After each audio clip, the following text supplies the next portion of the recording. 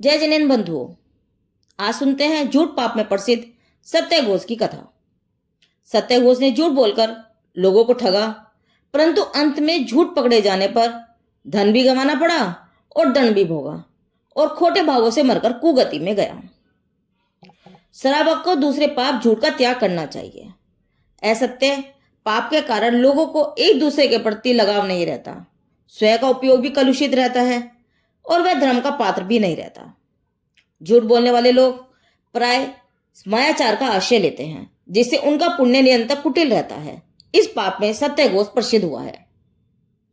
इसी भरत क्षेत्र में सिंहपुर नगर था, जहां राजा सिंह सैन राज्य करता था। उसकी रानी का नाम रामदत्ता था। उसी नगर में एक पुरोहित रहता था, जिसका नाम श्रीभूत था।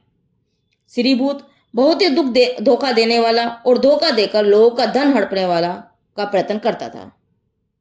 उसने लोगों को धोखा देने के लिए अपने जनेऊ में एक छोटा सा चाकू बांध रखा था और उसे दिखाकर लोगों से कहता कि मेरे सत्यव्रत का नियम है, यदि भूल से झूठ बोल जाऊं तो मैं इस चाकू के द्वारा अपनी जीभ काट लूंगा, इसलिए मैंने यह चाकू जनेऊ में लटका रखा है।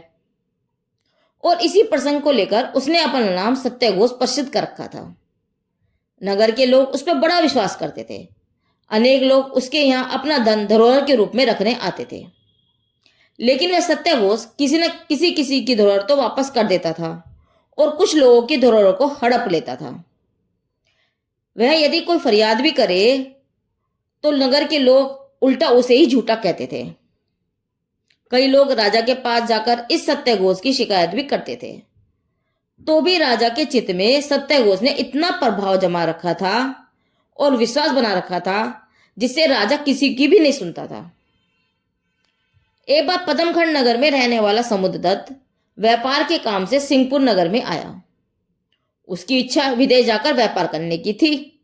सो उस समुद्रदत्त ने सोचा, हम बहुत दूर विदेश व्यापार करने के लिए जा रहे हैं, यदि वहां कुछ टोटा पड़ जाए या जहाज आदि डूब जाए तो कम से कम यहाँ का रखा हुआ धन तो काम आ जाएगा। अब समुद्रदत्त के पास 5 रत्न थे। उसे वह सत्यघोष के पास जमा कराने गया और बड़े विनय से उसने वहां 5 रत्न रख दिए। यह समुद्रदत्त अब रतन द्वीप में बहुत समय तक रहा। अच्छा व्यापार चला, बहुत धन कमाया। अब वह लौटकर आ रहा था तो उसका जहाज चट्टान से टकरा गया और फट गया, जिसके उसके सभी साथी और सारा धन समुद्र में डूब गया। अब वह बेचारा समुद्रदत्त जहाज के टूटे हुए किसी काठ के टुकड़े के सहारे तैरता हुआ बड़ी कठिनाई से उस समुद्र के किनारे आ लगा और वह समुद्रदत्त सीधा सत्यघोष के पास गया, यह सोचकर कि सत्यघोष के यहाँ 5 रत्न रखे हैं, उन्हें लूंगा और पुनः व्यापार करके अपनी दरिद्री मिटाऊंगा। इधर सत्यघोष ने समुद्रदत्त के जहाज के डूबने की बात पहले ही सुन रखी थी और अब समुद्रदत्त को आते हुए देखा तो सत्यघोष ने समझ लिया कि वह अपने रतन अवश्य मांगेगा। अब सत्यघोष ने एक मायाजाल रचा। वह पहले से ही अपने पास बैठे लोगों से कहने लगा कि आज कुछ अपशकुन सा होने वाला है। देखो, वहां कोई भिखारी सा आता हुआ जान पड़ता है। यह वही मनुष्य है जिसका कल जहाज डूब गया था, सुना था। अब यह धन डूब जाने से अवश्य पागल हो गया होगा और न जाने क्या किससे क्या क्या बैठेगा। इतने में ही समुद्रदत्त आ गया और सत्यघोष को नमस्कार करके बड़े प्यार से अपने 5 रत्न मांगने लगा। तब सत्यघोष ने पास बैठे हुए लोगों से कहा कि देखा, जो मैंने अभी कहा था वह बात यथार्थ सत्य निकली। सत्यघोष ने समुद्रदत्त को उत्तर दिया, भाई तू कौन है, कहाँ का रहने वाला है? मैं तो तुझे पहचानता भी नहीं और तुम यहाँ क्या कर रहे हो? तुम्हारा चित्त ठीक भी है या नहीं? तेरे रतन मेरे पास कहाँ से आए और फिर मेरे पास रहने का सवाल ही क्या? मालूम होता है कि तेरा धन डूब जाने से तू पागल हो गया है। यदि तेरे पास रतन भी थे तो तू किसी और के यहाँ भूल गया होगा। यहाँ तू कैसे मांगने आ गया?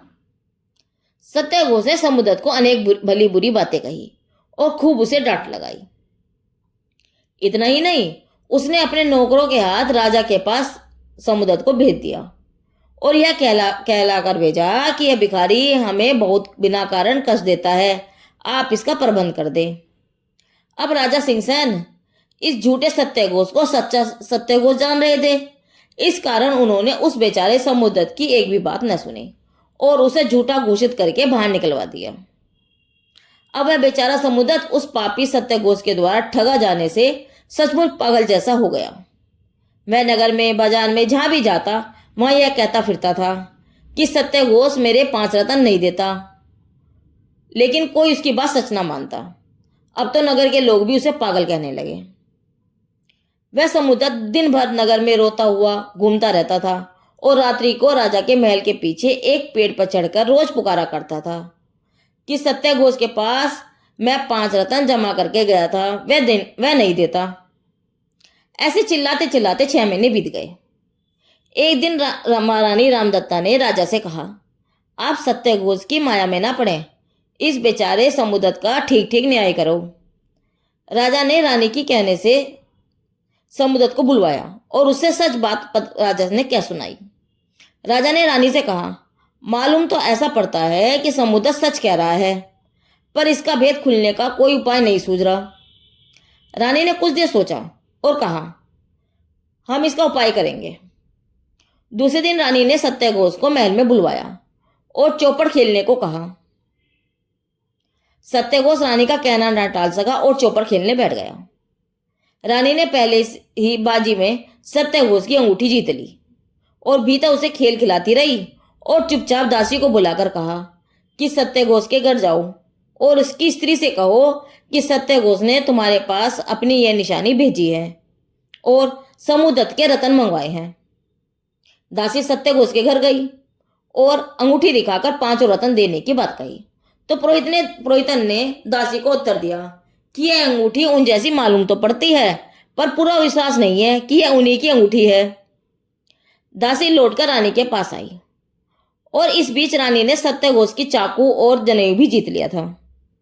जब पुरोहितन का उत्तर रानी ने सुना तो रानी ने इस बार जनेऊ और चाकू दासी को देकर फिर सत्यघोष के घर भेजा। दासी पहुंची और सत्यघोष की स्त्री के हाथ में चाकू और जनेऊ देकर कहा, लो यह उनकी निशानी। क्या अभी भी आपको कोई संदेह है? फौरन 5 रत्न दे दीजिए, तुरंत इसी समय मंगवाया है। तो पुरोहितन को पूरा विश्वास हो गया और उसने 5 रत्न दासी को दे दिए। दासी ने वे रत्न ले जाकर रानी को दे दिए। अब रानी ने प्रसन्न होकर खेल समाप्त कर दिया और पुरोहित जी अपने घर जा पहुंचे और रानी ने रत्न राजा के सामने रख दिए।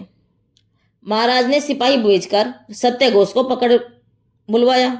सत्यघोष भी सब जान गया और अपने को अभागा और दंड पाने योग्य समझने लगा। राजा ने कुछ अपने रत्न उन 5 रत्नों में मिलाकर समुद्रदत्त को बुलाकर कहा कि इन रत्नों में से अपने रत्नों को पहचान कर लो। समुद्रदत्त ने अपने ही रत्न छांट लिए। सत्यघोष की गुंडागर्दी राजा के सामने आ गई और मंत्रियों की सलाह से सत्यघोष को 3 दंड सुनाए। एक तो यह दंड था कि थाली भर गोबर खाए, या फिर हमारे मल्ले के 32 घूसे सहे, या फिर अपना सारा धन राजा को दे दे। अब सत्यघोष ने सबसे पहले थाली भर गोबर खाना मंजूर किया। जब खाने लगा तो 2-4 ग्रास भी न खा सका। फिर मल्ले के 32 घूसे सहन किया, पर एक भी घूसा लगने पर वह अधमरा हो गया। फिर विवश होकर उसे सब धन देना पड़ा। तो सज्जनों देखिए, सत्यघोष ने इस तरह से तीनों ही दंड भोगे और थोड़े ही दिनों में खोटे भावों से मरकर वह कुगति में गया। झूठ बोलने का परिणाम बुरा होता है। मनुष्य को चाहिए कि कोई भी परिस्थिति आ जाए, चाहे थोड़ा सा नुकसान भी होता हो, वो भले ही सह ले, पर उसे बचाने के लिए झूठ कभी ना बोले। झूठ बोलने में प्रसिद्ध सत्यघोष की कथा पूरी हुई। जिनदेव की वाणी आगम वाणी।